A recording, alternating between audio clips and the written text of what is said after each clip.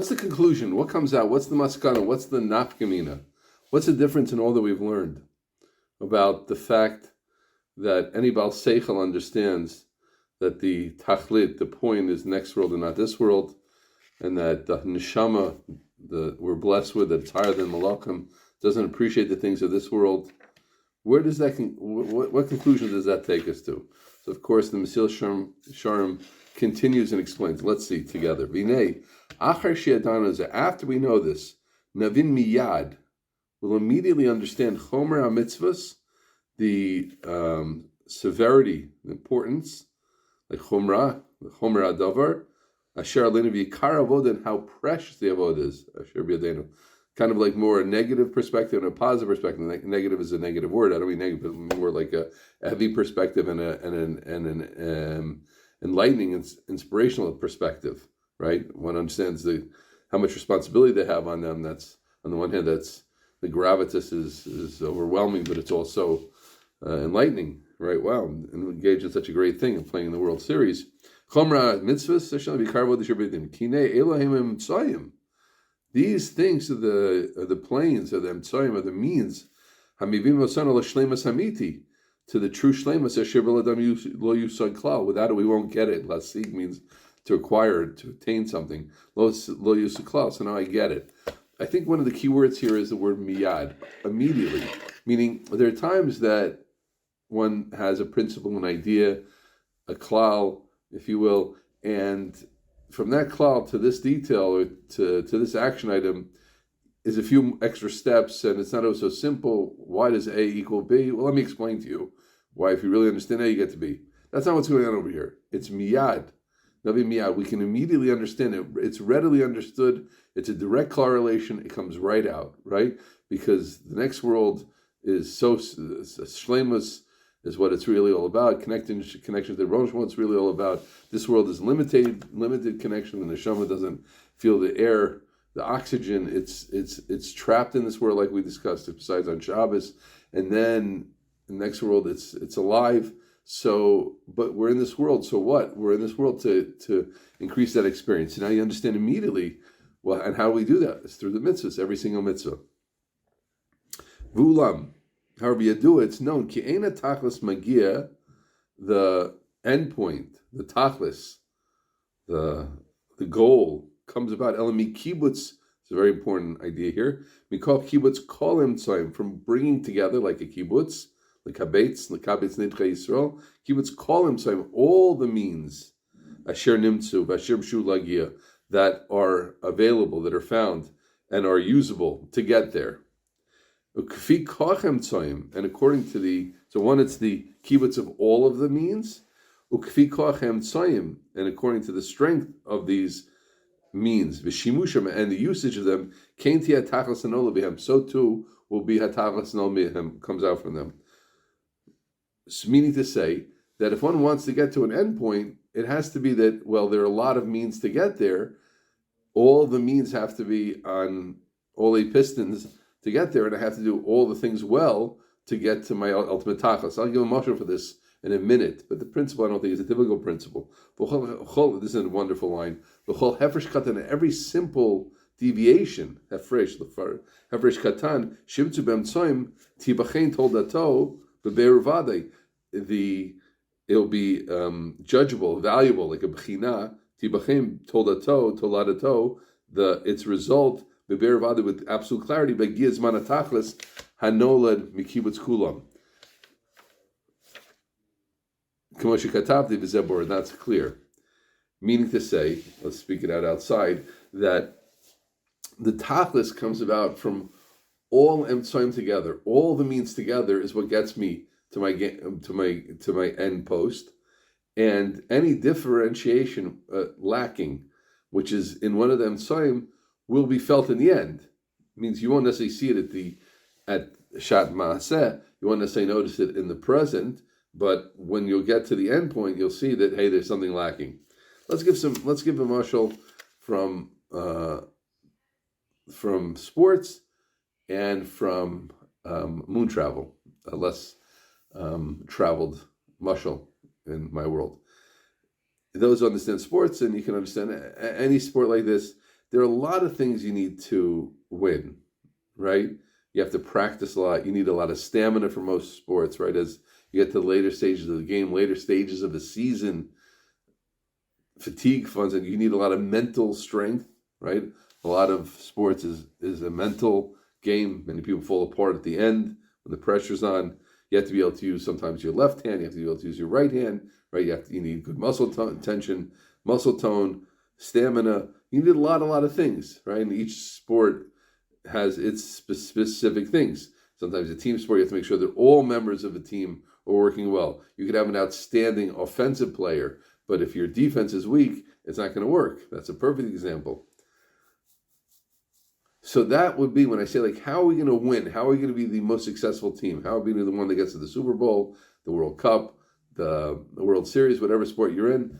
How are we going to get there? How are we going to do it? It has to be the kibbutz kol tzayim. All the tzayim have to be well, and for sure the good coaches and the good coaching teams and the general managers, etc., are working all the time, nonstop, that their team should be outstanding in every facet as much as possible, according to the salary caps and things like that. What about a moon launch? Imagine a situation like this.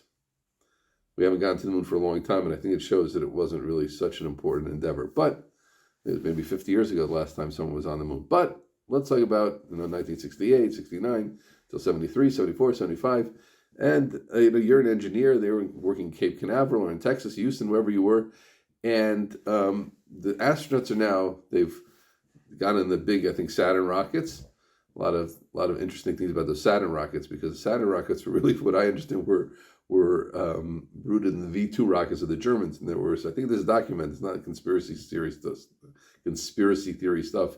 Those rockets were a lot built on German Nazi technology, which is kind of sobering. And it was known, and the Americans needed these people. Okay, we're not getting into that part now, just something about. Anyway, so you had these massive Saturn rockets, humongous rockets, that shot the astronauts into space, and then they fell away into the sea, right? That's how it was done as such. I guess they made sure there were no, maybe they burned up in the atmosphere, I don't know, or they made sure there were no boats beneath, I don't know. And then the rocket continues. Now, at least how you worked in the Apollo ones was there were 3 astronauts in the original landing, right? The Eagle has landed. One small step for man, one giant leap for mankind. Was that it? Neil Armstrong's wondrous prose. And so you had one astronaut in a vessel above, who was circling above, and he didn't land. He wasn't so good to get to the moon. And then you had the 2, Neil Armstrong, one other fellow that went below. And the moon has a lot less gravity than the Earth, but it does have gravity. I think it's a sixth of the Earth. That means it's a good way to go on a diet, right? Because if you weigh 200 pounds on Earth, you're going to feel a lot less than that on the moon. So it's a good diet system. You can feel that, I don't know, 35 pounds or so, and on the moon, right? So then you jump and you feel all light. Great, right? You can imagine that challenge, Motzi Shabbos. You're on the moon. Don't worry about it. Have another bowl of challenge. You feel great. Okay, good. Now, here's the point, friends. You need a certain amount of fuel to get off the Earth, the moon's surface, to get back to the more mothership, and then the mothership is going to have to jettison you back to the Earth, and you have to all this planned out. Now, watch this. A person says like this, you know what, we need now, obviously, you can't pack more than you need either, because you want to take the minimum amount you need to safely get off the moon, because you can't take extra, right? You're talking about a 186,000 mile journey or something like that, right? So imagine, you see that they're having problems. Neil Armstrong is stuck on the moon. His wife is going crazy. His mother's calling you. You're running Cape Canaveral. It's a mess. And you turn to the engineer who's in charge of it. He's like, hey, wait. How much liquid oxygen, nitrogen, or whatever did you put into the thing? I said, I don't remember. Was it like 35 cubic meters? Was it 32? I figured 35, 32, whatever. It's Hamish. Say it more. Yeah. You look at him with utter shock. Do you understand that their people's lives depend on that calculation? So whatever, what's Arba shekels beini bein chameni. If it's a 35 cubic meters, is a 32, and you just can't believe it. And here he is, this engineer, trained in the best universities, The best of the best, brightest of the brightest, the cream of American talent. That's a hefresh katan. You say, but look, and then he turns to you and says, but look, everything else worked out well in the flight. Like, what's the big deal? You say to him, because the tachlis is that not that they got onto the moon. We want to get them back to their families in America. That wasn't just to send people to the moon and have them turn into, Dorito chips on the moon. We wanted to get them back. Oh, I didn't know it was such a big deal. Now let's say another thing. This is really interesting. The atmosphere has a certain stuff to it. We don't imagine like that. Now, if the ship goes too chazak in, it's going to burn up because it'll be too fast. Oh, so just let it ease in. But watch this. If it goes on too small an angle, right? Let's say like a 5% angle, 6% angle. So then it would skip on the atmosphere like a rock skips on the surface of a lake, and it would end up in Mars or something, right? It would have beaten Elon to Mars, but they wouldn't have been alive by the time they got there, right? So you had to get it just right. So imagine you're the engineer or the physicist who's sitting on that calculation, and you say, I was thinking whatever, 23 degrees, 22 degrees, it's all good, Vus is the big. Why is everybody making a big deal to me? Like get it so exact, and you see that it taka skips, and they're out there headed towards like Icarus, heading to the sun to get burned up, and you're responsible. The president's on the phone, and they want to know like what's up, what did you do? And you turn to the engineer. He says, whatever. I was tired that day. I didn't really pay attention to the calculations. And again, because here's the point: the tachlis. Every hefresh katan, every small hefresh. And these are small calculations these geniuses did. It's small calculations between 22 degrees and 21 degrees. And as I said, this much cubic nitrogen, I'm making up the terms, right? That much, it's a hefresh katan. Right, it's a hefresh katan. But it's going to make a difference in the tachlis, whether they're going to get home or not, back to their families' loving arms, or whether they're going to be stuck in space. So I think those are extra mishalim. And that's really the point of what mitzvahs are also. And obviously I'm trying to mechazik myself also here, right? That it's all of the mitzvahs together.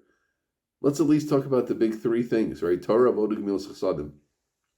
A person has to recognize, for me to reach shleimus, I need these. I have to have a strong achizah, a strong basis in these things. My Torah has to be strong. As much time as I have to learn. If it's 45 minutes a day, if it's an hour, if it's 2 hours, if it's 3 hours, if it's teaching. But my Torah is so important. My avodah, davening. I can't ignore davening. I'll just be a Torah person, not a davening person. And my chesed. I'm interacting with people all the time. There's a whole world of chesed a person can develop. A whole world of chesed a person can do through his mouth. You don't have a lot of time. Give people good feeling. People sometimes so cheap, right? Why are we so cheap with a good word? We know what a good word does for us. We can do that for others. We're cheap. Why are you cheap? It doesn't cost anything. And sometimes people are very effervescent, a flow of good words when it comes to people outside their families, when it comes to their spouses, to their children. They're cheap. Why are we so cheap? Why? Again, I'm talking to myself. Why? Give a good word to people. Give a good feeling. Give aldi, right? So those are three areas, but those are kibbutz kol time. At the end of times, right? A person's going to, in this world, we see the difference in all those things and we recognize them. Torah, avodah, gemilas chasadim. But it's like that every mitzvah, right? I have my tefillin, my tzitzis, my kashrus, lashon hara, dibur, v'chuli, inyani kedusha. Every topic is gathering, just like the sports star needs all those things. He needs the stamina, and he needs the skills, and he needs to be able to play the offense and defense. And the moon launch needs all these different chachmas going into it. Right, the right metals and the right combustion materials and the right astronauts and the right stamina and the right training, crazy training these guys went through, picking the right pilots, etc. And we have to do all those things. That's what it's about. Let's finish the paragraph, friends. Al inyan mitzvah, the diktuk, the exactness that we do in mitzvahs, it has to be very, very exacting. Like what? Like those who weigh gold or precious gems. Because it's so chashuv. I sold some gold recently, some of my old jewelry together. I had to take it from my wife. We sold it together, of course. You're going to say, like, listen, 15 ounces, 12 ounces, 14 karat, 18 karat. What's the difference? You consider it 18 karat. No, he's not going to do that. It's 14 carats, man. And then he said to me, you know what? It's 14 carats. Let's consider it 10 carats. No, I'm not going to do that, man. It's 14 carats. Give me money for 14 carats. And how much is it? It's 3.2 ounces, right? 2.2 ounces. It's not full gold. It's platinum gold. That's a person counts those out. 3 pearls, 1 pearl. Yalla. He told us some no let us b'shleimus amiti. Because what all these mitzvahs are going to get to, the yakar nitzuk shein yakar l'mala mimenu. Because what this mitzvah is going to get me, right? And here's the point, friends. Certain mitzvahs we see, right? I was talking about chesed before. When we see chesed, we see the result. I gave someone a smile. I gave someone a good word. I lit them up. Right? When we learn, we see it less. And we daven, I think we see it. Davening, I think people sense it more than learning. But I have to have a knowledge. Ezo chacham roas hanolad. The wise person is roas hanolad. I know the nolad. I know that I believe this farm. And I believe every mitzvah is creative and doing something, even if I don't understand exactly how. I don't know why learning this toast is harder and davening with a little extra oomph makes a difference in the next world, but it does. And every little mitzvah, every little working on my midas, every little step that I take, every bracha I make with kavanah is going to make a difference. Not just in this world for sure, building my midas and all the things that mitzvahs do, and building an Am Hashem, and Mikad Hashem Shemaim, Gavaldig, but I'm also creating the world, the next world. Now, I want to finish this section with an important statement. And I think people make a large mistake there, so please listen carefully here. That how machmir a person is a big discussion, right? Should a person be into chumras, not into chumras? I don't consider myself personally someone who's too into chumras, right? But I think sometimes people make an incredibly bad mistake, which is that, I'm not into chumras. But then they translate that as I'm not into diktuk adin. Chumrah is a chumrah, right? Not drinking outside of a sukkah is a chumrah. But making sure that you don't eat more mizonos than you're allowed to outside of a chumrah, sukkah, is maker adin. Making sure you're making the proper kavan, brach on something. Say, I'll make shahakal on everything. That's not a chumrah not to do that. That's not the prescribed way that any serious posuk would tell you to act. Do my clothes cover this or that? There are halachas about these things. That's diktuk, right? Oh, my tefillin, did it have to be a square, not a square? I'm not so, I'm light. What's the difference? A square, not a square? I'm not a machmir. That's not a machmir. Let's say Moshe Feinstein say it wasn't a machmir. David Feinstein, his great Benoz Atzal, wasn't a machmir. Do you think they weren't medaktik and mitzvahs? You think it was just light to them? Azay, like this, like that. You diktuk, you think they didn't know this Mesilas Yesharim? You think they didn't understand the principles of Mesilas Yesharim? Moshe, they say a story that Moshe was at a convention or something, and he was walking, and someone was davening, and people were waiting for him, and he couldn't go in front of him. He said it was like a wall to him. I don't know if he said that, or people who saw it said about him. There's a wall in front of me. That's a wall. What does Chomer mean? If there's a few sheets like this or like that, the basic Shulchan Aruch comes out L'kula, and there are other being machmir. That's where there's room to be makel, and not to. But just say, I picked it up. It looked like an esrog. It's a lemon, man. It's a harkava. It's not kosher. Oh, it looks so nice. It's beautiful. My tzitzis are afraid. By this, that's diktuk. That's diktuk. Kashrus. Oh, whatever. All the. It's all politics. It's not all politics. Is there politics in money kashrus? Of course. Is it all politics? Definitely not. Or different hechsherim of different standards? Yes. Do people have different standards? For sure. Is there room for different standards? Of course. But you're being medactic in it. You're serious about it. And you're checking it and making sure it's good. Or you're relying on someone who does check it. Right? And not all of us have the time to check out everything themselves. But we rely on people who are responsible. Not just say, well, it looks like a K. It looks like if I was running kashrus organization, I would probably write something like that. You don't even know what hechsher is. You don't even know who that person is. You don't recognize the name. Is that a diktuk? Shiduktuk? Kishok lezav? And Baruch Hashem, there's so many ways to figure out the halacha in a good way. Even if for sure it's great that things like Kav Halacha, which very responsible poskim, I'm only including things I know, I'm not excluding anything. They're excellent chats. I know my yeshiva, we have a wonderful chat to know that around poskim, someone has a personal relationship with a postik, even better. But that's diktuk, shiduktuk. And of course, benam l'chavero. What dikdukim we need in benam l'chavero? That was one of the main things that Rabbi Yisrael taught the world. That just like you use your mind for dikdukim and sukkah and lulav and tefillin and tzitzis and tefillah, I have to be medaktik benam l'chavero also. Is this going to offend someone? Is not going to offend someone? As a Rebbe, when am I allowed to be tough on someone? Am I not allowed to be tough? You're allowed to stand up a Talmud, definitely. But what's the boundary to that? You're allowed to just smear him, right? In Europe, it was different. In Europe, they used to say, in Europe, they were very, very tough. But that was how they spoke then. I don't think it was offensive. I think it was a big compliment. I read recently that Lazer Gordon, the great founder of the Telz Yeshiva, came to Slobodka on his way to visit Reb Chaim Ozer Godzinski, and hundreds of Talmidim converged on his hotel. So he said, no, time to say a shir. And there's a short little fellow who's, asking questions on him. And he said, you're babbling like a fool, something like that. And everybody realized then that what they were thinking all that time, Aaron Sisilovich, that was from Iron Color, it was very short. They realized how great he was. If he got such a compliment from the great tells Rosh Yeshivah, it meant that he saw that this fellow was going to be someone. That's exactly how they say the story over, right? So that was okay. That was mutter then. Is that how we speak today? You have to be medaktik. All these things dikdukim. Take an area where you feel the dikduk and realize that that's how it's supposed to be in all areas of your Yiddishkeit. Everybody relates to something. I'm really serious about this. Why? Just like that, that's how we have to be best Hashem in all areas. And that's what the Mesilas Yesharim, that's the message of Mesilas Yesharim here. Dikduk shidukduk, it has to be a dikduk atzum, and not in one area of Yiddishkeit, in all areas of Yiddishkeit. Of course, it takes time to grow and to develop and things like that, but that's our goal point. Not to be light Jews in any area of Yiddishkeit.